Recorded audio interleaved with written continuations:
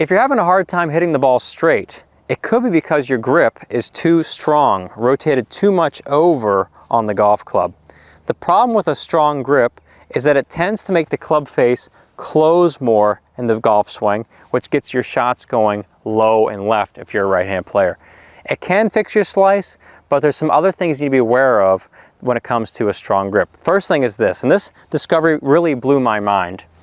This particular student I had recently closed the club face in the takeaway, and then he gradually closed it more and more to the top to where the club face is really skyward, very closed. And so the way he would try and hit the ball is he had to get back to square, which was here. So he would swing too much out to the right.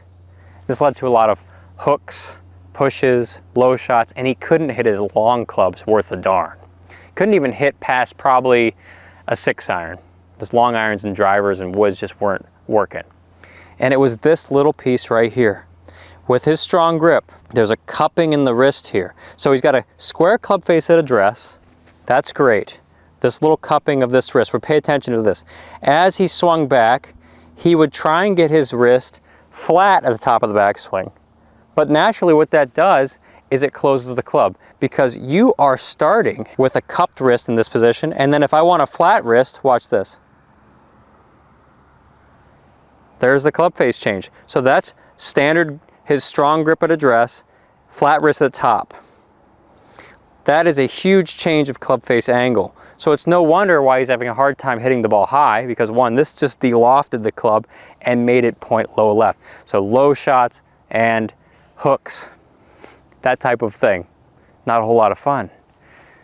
If he wanted to hit the ball straight and high and normal, he has to return the club to impact with a similar look right here. Hands a little bit ahead and retaining some of that cupping. Now, if we look at some golfers on TV who do cupping at the top of the backswing, this is a topic that's controversial because you're told to get a flat wrist and never have a cupped wrist. Fred Couples, cupping. You think there's a relationship there? Anyway, Fred Couples at the top has a cupped wrist and he plays great golf. And that seems to go against everything you hear. You know, Fred's swing is certainly unique, but there's a reason why he keeps that cupping. Because if he's square at address with a cupped wrist, well, at the top, if he wants to keep it square, he needs to have a little bit of a cupped wrist there as well. Rory McIlroy is someone who also keeps their wrist slightly cupped at the top of the backswing. Just a little bit of that. And you say, what? Well, how does he hit the ball straight? It's because that's a square club face there, and he's learned how to control path while keeping the wrist in that position.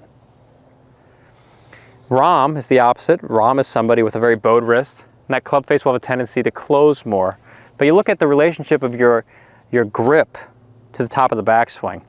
How is it working for you? Are you keeping the club face square? If I start cupped here, well, I've got to have some cupping at the top because I don't want to see that change I just showed you earlier. That's a huge change in club face angle. That affects the whole rest of your swing. How do you do the downswing? With this student in particular, when I made this change, I said, hey, you can't go flat wrist at the top. You have to have a little bit of cupping.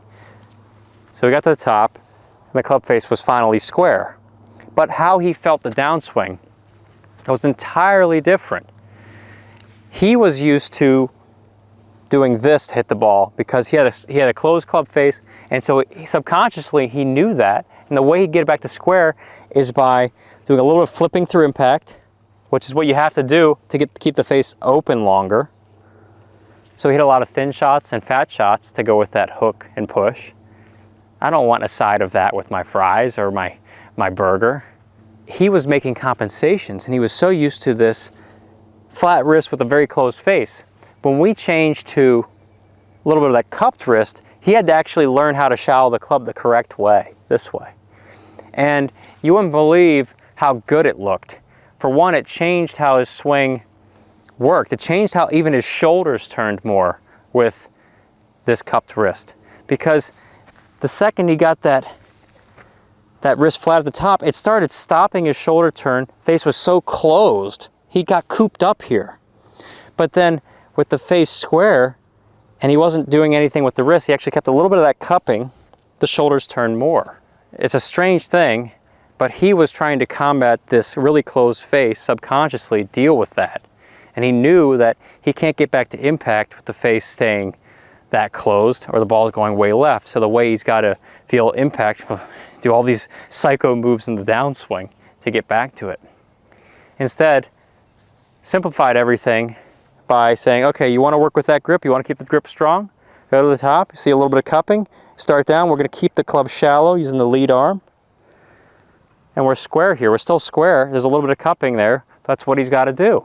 And then he swings into impact, both arms extended straight, so he's punching all that power through the ball, and it's natural because his shoulders are in control of the swing.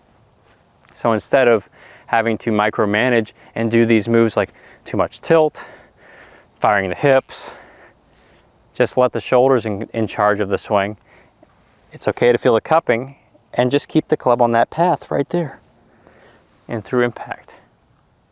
So if you're going to have a strong grip, keep that in mind.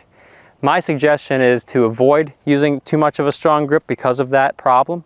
But there's players who make it work. Zach Johnson, Fred Couples are two of the strongest grippers out there. I would recommend more of a neutral grip because you don't have so much of that cupped angle there. So work on flattening that out. So when you go to the top, you can have your flat wrist, and as you swing at impact, you don't have to think about trying to keep the wrist more cupped. It's just something that is a necessary evil if you're going to keep a strong grip.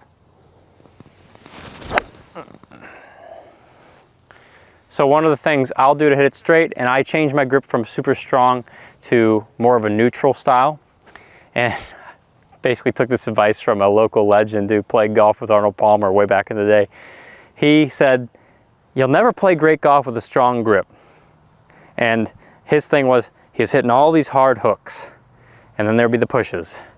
And then he told me that he changed his grip to weak, or weakened it significantly. His first couple weeks, he was hitting the ball right. And he said it was just going so far off the planet right. But he stuck with it, and he made the necessary changes. He got used to it. Eventually the ball started dialing back into straight after getting used to that grip, because grip change changes how you feel your swing. So it's really important, if you're going to go that route, be willing to put the time in to make that change. But if you're going to have a strong grip, keep this in mind because it's really important. It could save your swing and get you hitting much farther and straighter without having to make a grip change. Thanks for tuning in today, and I'll see you in a future episode.